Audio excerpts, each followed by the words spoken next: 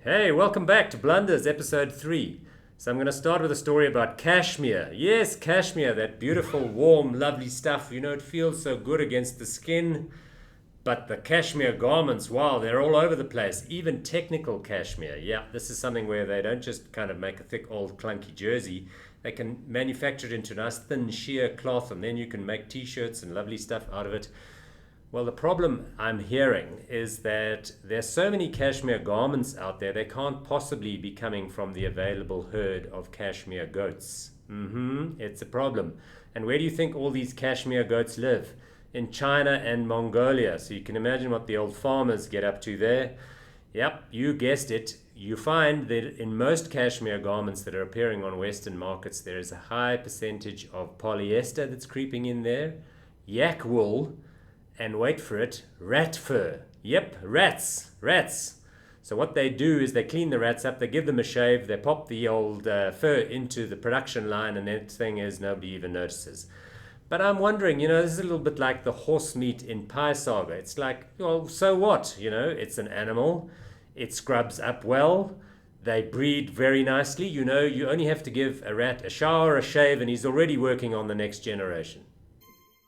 Yes, news from Mumbai, India. The Tata Motor Company is going to have to rename its hatchback model the Zika.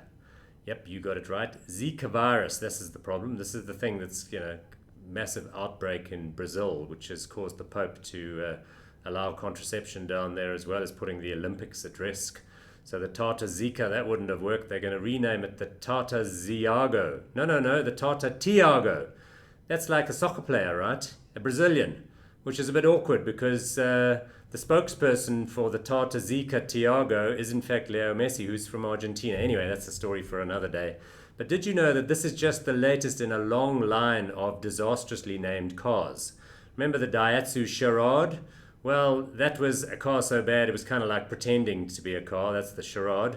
Then there was the Mazda La Puta, which means a whore in Spanish. That wasn't a big seller.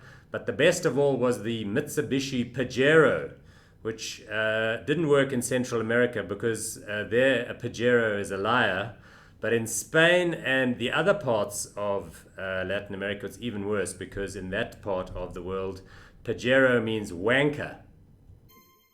Yikes! How broken is the shipping business?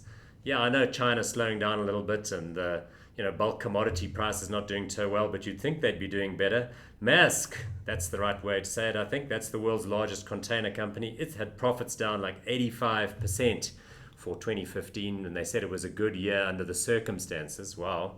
But this week it was local South African market darling Grindrod's turn to report its results, and bad.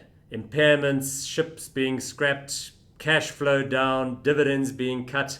But let me explain to you, if you're invested in this particular sector. Fortunes have been made and lost in the shipping business since the Phoenicians ruled the world in 1500. It's a shit business.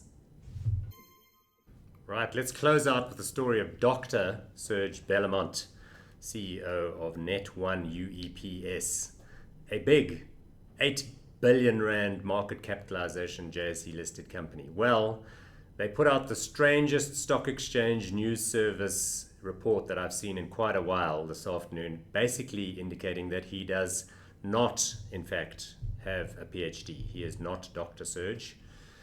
It's like Palo Jordan, right? But worse, because according to Serge, what happened is that in 2003, he got an email from someone saying that he'd been offered an honorary doctorate from a university that now no one can trace online. It doesn't exist. So what Serge did is send them a whole lot of personal information, and then he says he remembers making a payment to them, but he thought it was to a foundation which was somehow not exactly the same as the university, and then they awarded him the honorary doctorate.